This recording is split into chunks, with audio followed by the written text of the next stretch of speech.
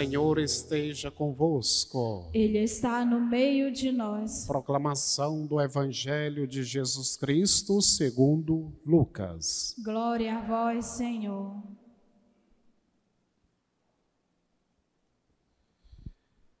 Naquele tempo, Jesus contou-lhes uma parábola. Olhai a figueira e todas as árvores, quando verdes que elas estão dando brotos, logo sabeis que o verão está perto. Vós também, quando virdes acontecer essas coisas, ficais sabendo que o reino de Deus está perto. Em verdade, eu vos digo, tudo isso vai acontecer antes que passe esta geração. O céu e a terra passarão, mas as minhas palavras não hão de passar. Palavra da salvação. Glória a vós, Senhor.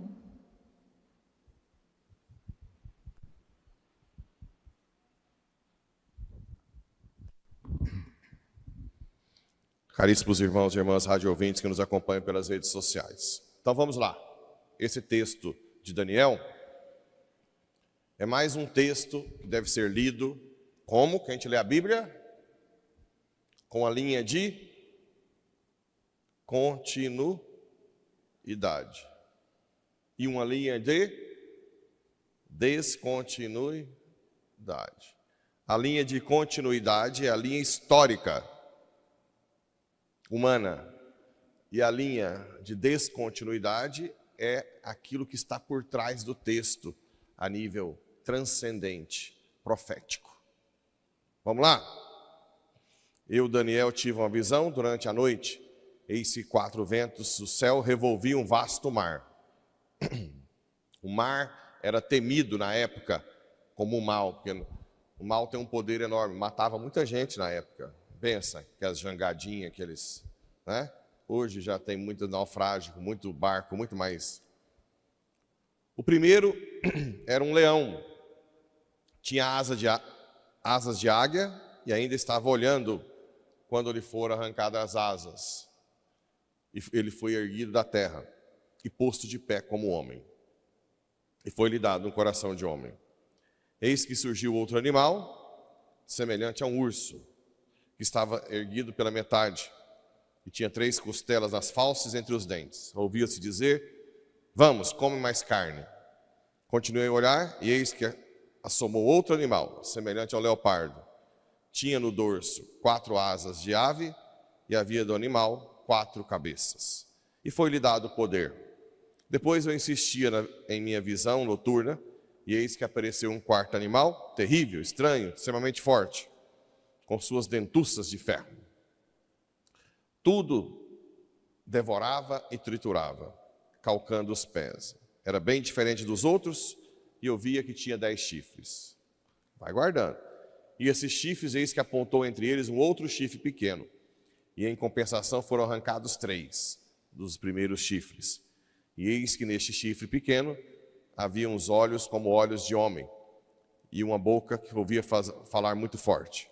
Eu continuava olhando. Não, vamos até aqui. Bem, os exegetas, quem são os exegetas? Vamos aprendendo. Na Bíblia, tem 2 formas de você estudar a Bíblia para entendê-la, mestrado e doutorado. Uma são os exegetas. Os exegetas são aqueles que estudam mais profundamente a origem, a língua, a cultura, os costumes, que tipo de palavras usavam na época, o que quer dizer, o contexto, a história, para dizer de onde vem aquele texto, o que ele queria dizer, na língua, como é que é a melhor tradução. Quem estudou exegese foi o Mariozan, na maior universidade de exegese do mundo, Pontifício Bíblico, né? Lá em Roma. Por isso que o Mariozan sabe detalhes assim por trás, né? E às vezes quem está nas aulas fica meio, mas ele ainda tenta ser muito mais claro. Os exegetas, avaliando esse texto, e os teólogos bíblicos, teologia bíblica é outra forma de estudar a Bíblia. Você vai estudar aquilo que Deus está querendo transmitir com o texto. Então tem pessoas que estudam mais a origem, tudo, e outras o que Deus está querendo dizer. Os exegetas dizem que esses animais representam os poderes da época. O primeiro animal seria o leopardo, é isso? Leão. Seria o reino da Babilônia. Por quê? Porque eles fizeram um estudo com essas características e foram descobrindo que o reino da Babilônia encaixa. O segundo, o urso, seria os medos, que é um outro reino paralelo junto com a Babilônia. O leopardo seria a Pérsia, que derrotou Nabucodonosor, certo? E deixou até o povo voltar para Jerusalém. Depois tinha esse animal terrível, forte, dentuças, é Alexandre o Grande. E esse chifre que nasce no meio dos outros e derruba 3, Antíoco, que era o Antíoco IV, o que matou muita gente lá no domínio grego. Então, os exegetas fizeram uma interpretação histórica. Daniel está falando daqueles reinados ali. Mas vamos continuar o texto. Precisa treinarem que existe uma continuidade e uma descontinuidade. Eu continuava olhando, até que foram colocados uns tronos e um ancião que muitos dias aí tomou lugar. Sua veste era branca, como neve, e os cabelos da cabeça como lã pura. Seu trono eram chamas de fogo, e as rodas do trono como fogo em brasa. Derramava-se aí um rio de fogo, que nascia diante dele. Serviam-no milhares de milhares, e milhões assistiam ao trono. Opa! Não tem esse tanto de gente tanto assim na época. E milhões, né? Já está decolando. Vocês estão vendo isso? Hã? Ou não? Hoje eu estou tentando fazer um treinamento de leitura bíblica. Milhões assistiam. Foi instalado o tribunal. Opa, tribunal. Já está lá na frente. E os livros foram abertos. Eu estava olhando para o lado das palavras fortes que o mencionado chifre fazia ouvir, quando percebi que o animal tinha sido morto. O reino poderoso, Antíoco, foi destruído, né, o reino grego, pelo Judas Macabeus. E vi que seu corpo fora feito em pedaços, e tinha sido entregue ao fogo para queimar. Eita, olha aí, fogo, queimar no inferno, pode ser também no purgatório. Percebi também que os restantes animais foi-lhes tirado o poder, sendo-lhe prolongada a vida por certo tempo. Continuei insistindo na vida noturna, e eis que entre as nuvens do céu vinha um como filho do homem. Ó, quem falava eu sou o filho do homem? G? Não era o tempo todo? O filho do homem ser entregue. Vou explicar também.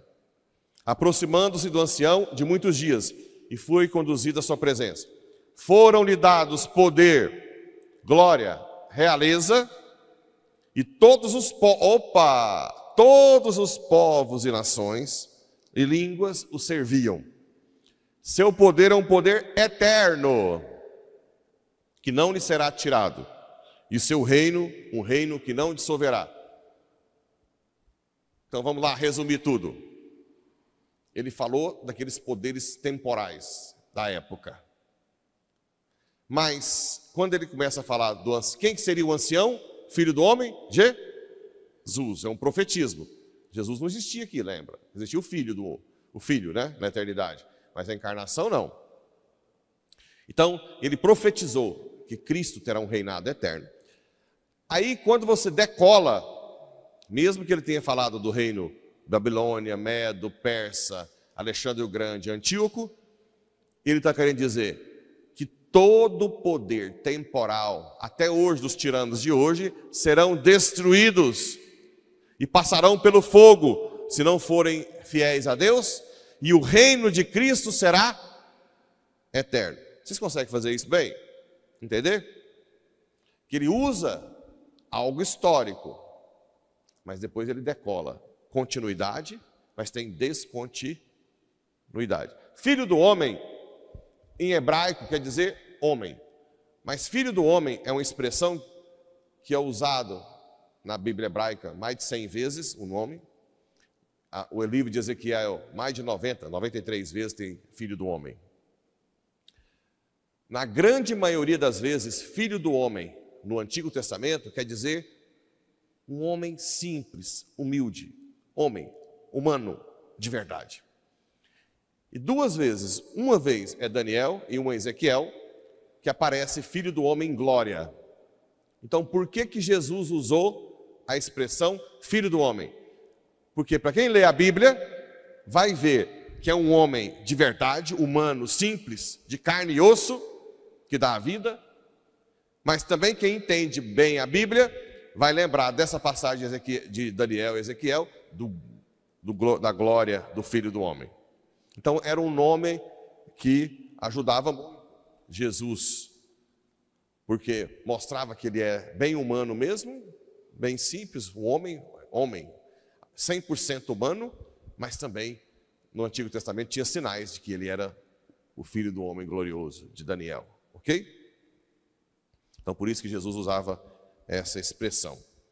Então, toda vez que você for ler a Bíblia, leia a parte histórica. Tem muita gente que só lê a parte histórica, esquece da parte transcendente. Por isso que é importante o magistério da igreja. O magistério da igreja é o único intérprete autêntico da Bíblia, nessa parte de decolar. Por quê? Porque precisa da inspiração, de entender a inspiração divina, do alto. Então Deus nos deu um órgão com autoridade para dizer, não, essa interpretação está certa, essa não.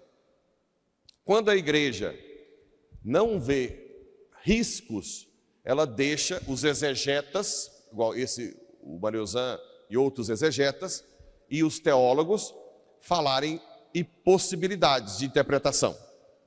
Os padres da igreja, né? Quando a igreja vê que uma interpretação coloca em risco a fé, ou a analogia da fé, a unidade, o magistério diz, isso não deve ser acreditado. Por exemplo, tem teólogos marxistas da teologia da libertação, que interpreta a multiplicação dos pães como um milagre da partilha, e não um milagre de verdade. O magistério diz, não. Houve o milagre da partilha, mas também houve o milagre da multiplicação dos pães. Né? Pega 5 pães e 2 peixes aí, pega milhares de pessoas, vai picando para você ver se vai dar conta de se não multiplicar. Então é assim que funciona na Bíblia. Os exegetas e os teólogos estudam o tempo inteiro. Deus inspira uma interpretação e, teoricamente, eles deveriam entregar por magistério da igreja. E o magistério analisa e diz, pode falar isso ou não. Só que, infelizmente, hoje, pelo ego, por que tem muita interpretação errada da Bíblia? Pelo ego, eles querem já publicar livro, artigo, que o magistério não concorda e confunde todo mundo, tá bom?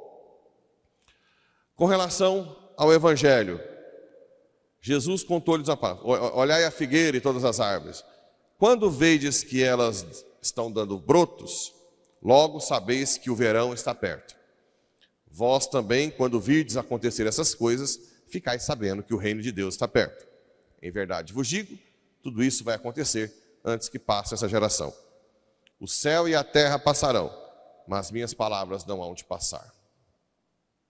Se nós somos capazes de deduzir que uma árvore vai dar fruto, porque está com brotinho, está com flor, nós deveremos saber o fim dos tempos.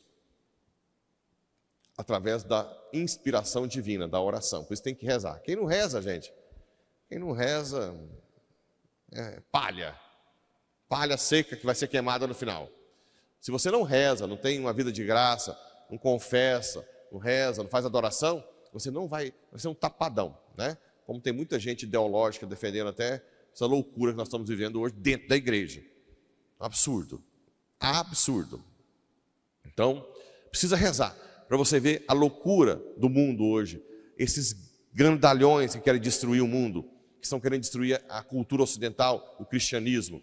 Olha para vocês verem, ao mesmo tempo, vários países estão matando cristãos na África, a Turquia está contra o cristianismo, as leis anticristãs no Brasil, a perseguição cristã para todo lado, a China proíbe tudo de cristão.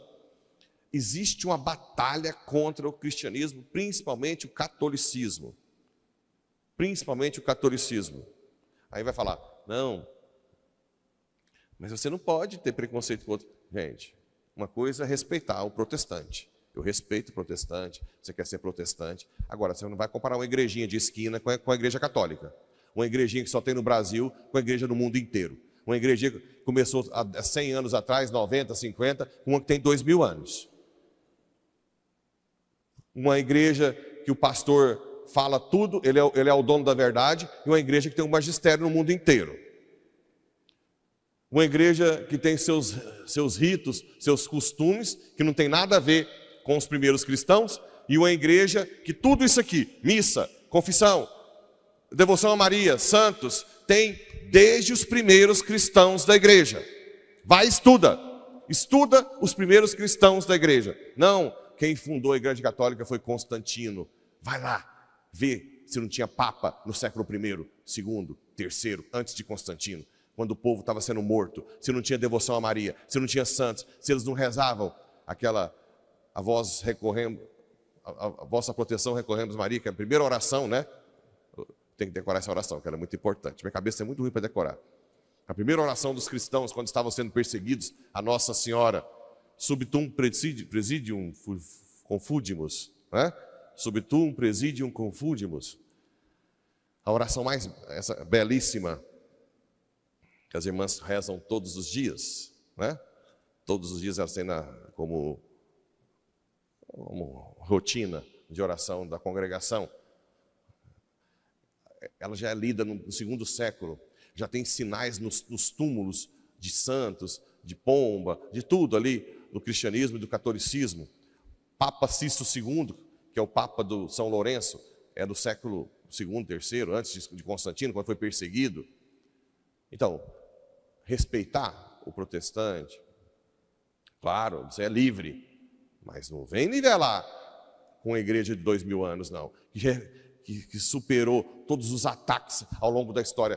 Para um protestante falar que nós não seguimos a Bíblia, primeiro ele teve que ter ela na mão, porque a igreja protegeu a Bíblia durante todos os séculos, né? As invasões bárbaras, as invasões otomanas, colocou nos mosteiros, que nem existia. E hoje pega a Bíblia impressa, que foi protegida 2000 anos pela Santa Igreja Católica, e fala que nós não seguimos a Bíblia. Aí não, né? Aí é demais. Aí não dá para discutir. Mas, fica aí. Nós precisamos de rezar, de ter a mente aberta para o final dos tempos. E a igreja mais perseguida, disparada, é a Igreja Católica Apostólica Romana. Em todos os âmbitos que existem. Que Nossa Senhora, Mãe de Deus e nossa, nos proteja, como protegeu os primeiros cristãos a perseguição. Assim seja.